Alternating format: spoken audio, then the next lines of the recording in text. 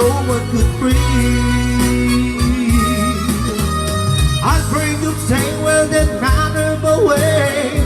I was waiting. I crossed the street to her house and she opened the door.